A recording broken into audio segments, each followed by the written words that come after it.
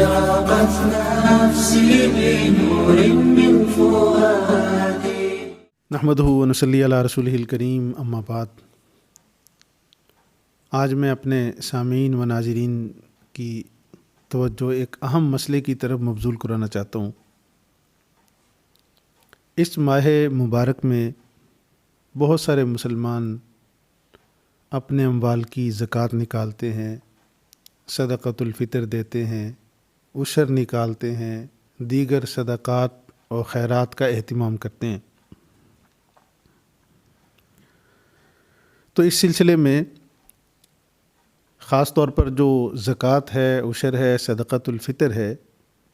اس کو دینے میں یہ بھی شرط ہے کہ آپ کسی مستحق کے حوالے کریں، یعنی ایسے آدمی کے حوالے کریں جو صاحب استطاعت نہ ہو۔ یہ الگ بحث ہے، صاحب استطاعت کون ہوتا ہے، پھر کسی کلپ میں انشاءاللہ اس کی وضاحت کروں گا، مگر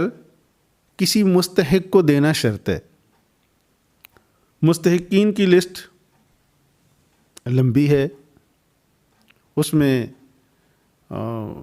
مستحق انسانیت کا کوئی طبقہ بھی ہو سکتا ہے۔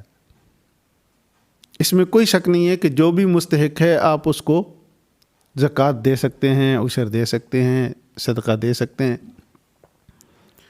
لیکن افضل کیا ہے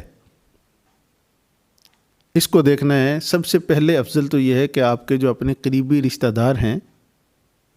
آپ ان میں تلاش کریں کہ مستحق کون ہیں، ان کے حوالے کریں یہ رقوم، یہ مالیت۔ اور پھر دوسرا حق یہ ہے کہ آپ اپنے علاقے کے لوگوں پر نظر رکھیں اور وہاں کے مستحقین میں ان رقوم کو تقسیم کریں۔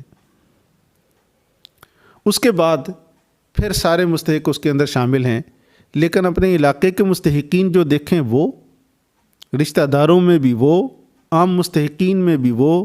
سب سے افضل یہ ہے کہ ایسے لوگوں کا انتخاب کریں جو کم از کم زیادہ سے زیادہ دین کے پیروکار ہوں، مثلا نماز کے پابند ہوں اور روزے رکھتے ہوں، اور ان کے اندر دوسری وہ صلاح یعنی نیکی و تقوی ان کے اندر موجود ہو۔ آپ ان کو دیں گے کہ ان کو دینے کا اجر اس سے کئی گنا زیادہ ہوگا کہ آپ عام کسی کے حوالے کر دیں، روزہ خوروں کے حوالے کر دیں، آپ بے نمازیوں کے حوالے کر دیں، آپ جرائم پیشہ لوگوں کے حوالے کر دیں۔ آپ سوچئے نا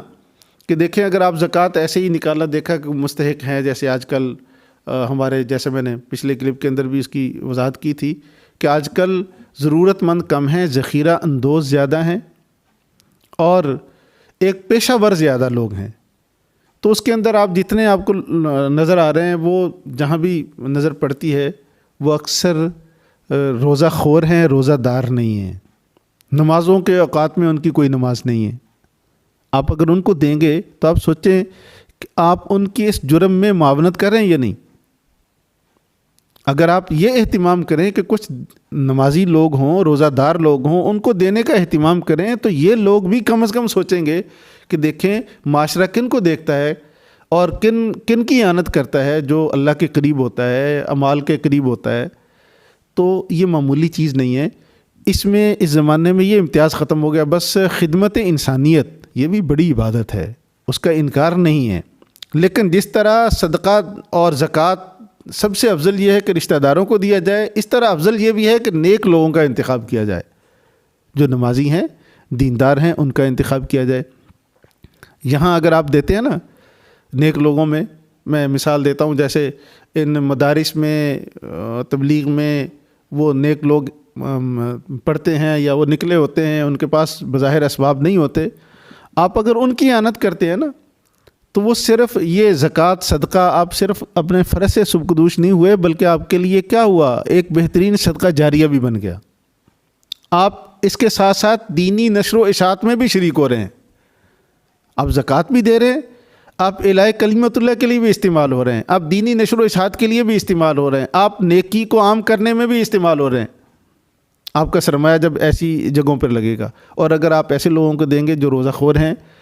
اور اس کے ساتھ ساتھ بے نمازی ہیں، اس کے ساتھ ساتھ ان کے اندر جرائم ہیں،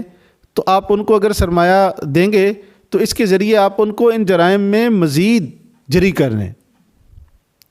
تو یہ اس سلسلے میں بھی ہمیں سوچنے کی ضرورت ہے.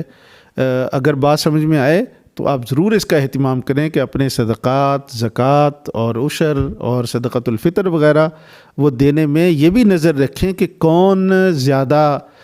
پاک باز ہے، نیک ہے، نمازی ہے، روزہ دار ہے. آپ اس کا انتخاب کریں گے، آپ کو کئی گنا اجر بڑھ کر ملے گا. اللہ تعالیٰ مجھے اور آپ کو توفیق عمل نصیب فرمائے.